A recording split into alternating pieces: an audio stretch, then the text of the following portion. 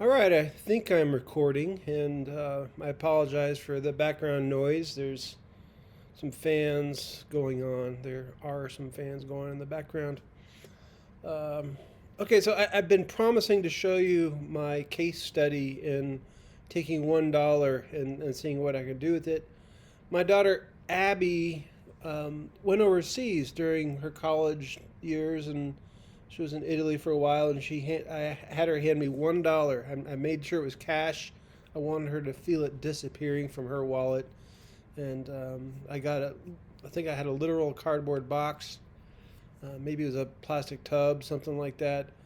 Um, and I went out and I bought my first item. My first item was a good find, you'll see, but it took a month and a half to sell. So I spent 80 cents and my profit was $9.50.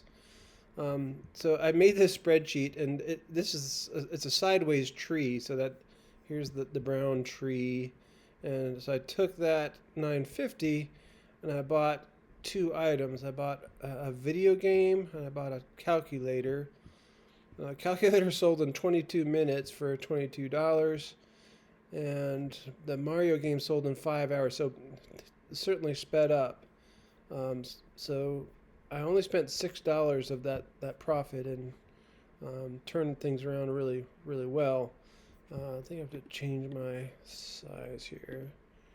Um, from there, I took those profits and I bought a water filter for a refrigerator, a video game, and a DVD. Um, the water filter sold in 2 days for $10. The video game sold in 1 day for $12 profit. The DVD sold in 14 days for $5 profit. So pretty good ROI here, and I took those profits. I don't remember what this walker is. Oh, I think let me think about this. I think it is like a handicapped person's walker sort of a thing. Um, and I've had mixed luck with things like that, the knee scooters and stuff like that. There's still one in my garage that just refuses to sell, so I'm kind of getting away from anything related to healthcare. Sometimes they get flagged in Craigslist or Facebook Marketplace, so I've tended to avoid these things. But this one slipped through, and I was able to make some money off of it. Found another Texas Instruments calculator, and it sold pretty well.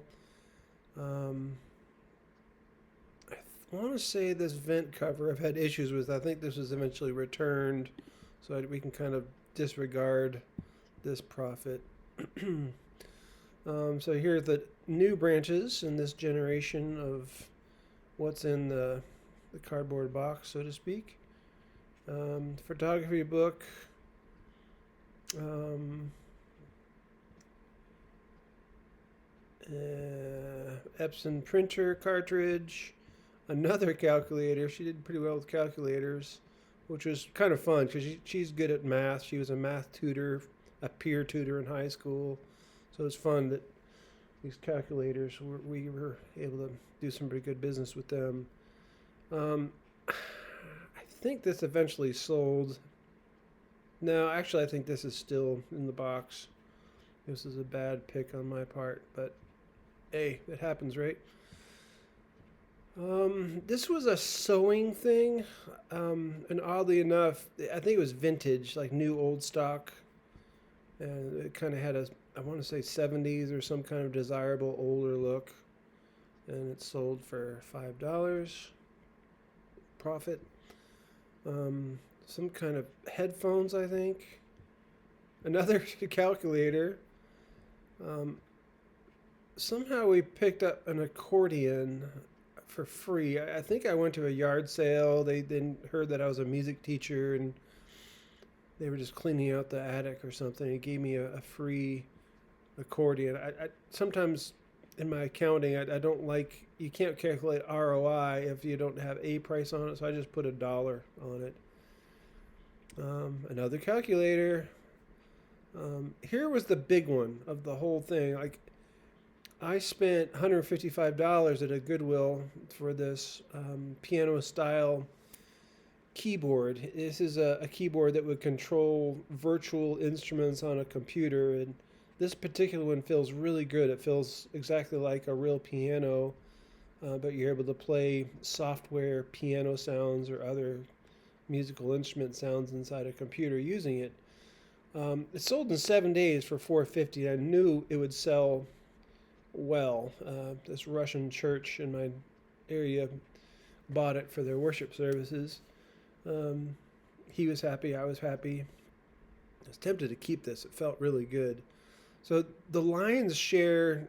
This was, I think, in the whole experiment, this was the biggest profit in terms of dollars and net dollars profit. Um, but I've said before, good luck follows those who work hard. Just keep on stopping at Goodwill once or even twice a day. Just quick zip through, and I saw this and I pounced. It was in the area of Goodwill where they put the big things, and some people don't even go back there, but it was just sitting there. It's not the most well-known brand. Um, I'm familiar with some of the other instruments though, and I recognize it right away for what it was. Okay, so next generation got a KitchenAid mixer. Flip that. Some Keen boots, some LL Bean shoes, a sewing pattern. I was surprised.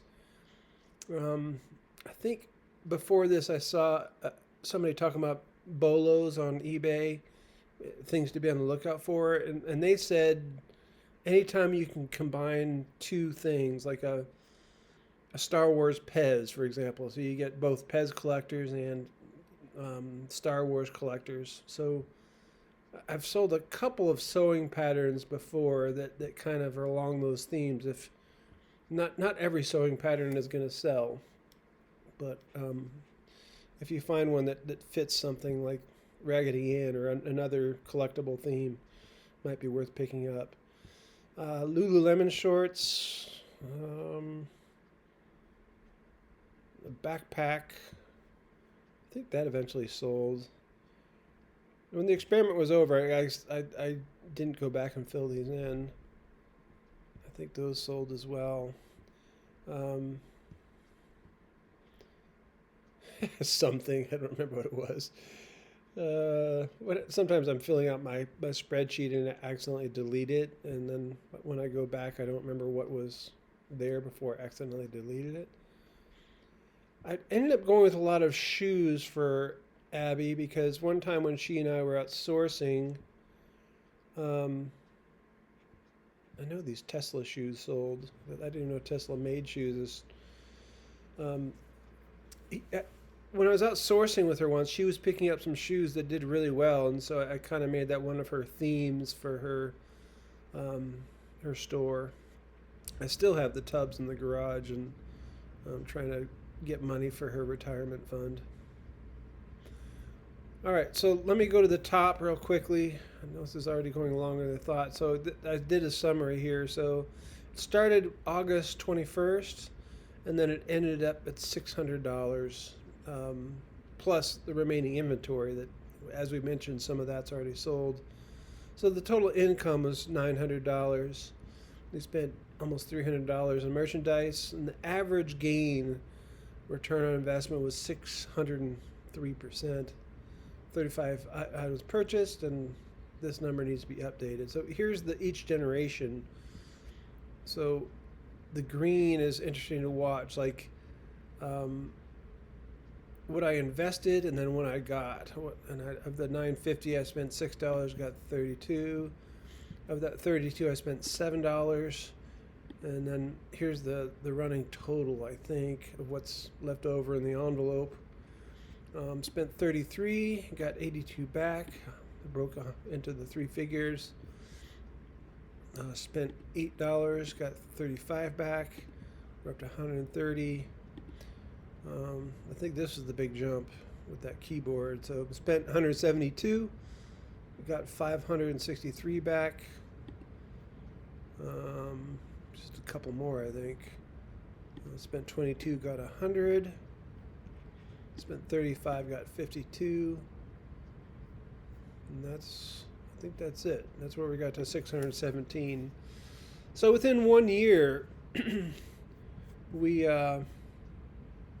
did pretty good. You can see why I really advocate for this being a part of any young adult's financial life. Setting aside that $1 or $10 in a cardboard box, and this money has got into her Roth IRA, and I think it's already doubled inside that environment slowly as the stock market has done well. So yeah, it went well. So yeah, I just wanted to give you a summary of that experiment, and I used to have hyperlinks that showed, but I think they've expired. Oh, this one did. It's still active. I mean, it's still, some of the older listings retired off of eBay. Yeah. All right. Well, hope this is interesting, and we'll see you guys next time.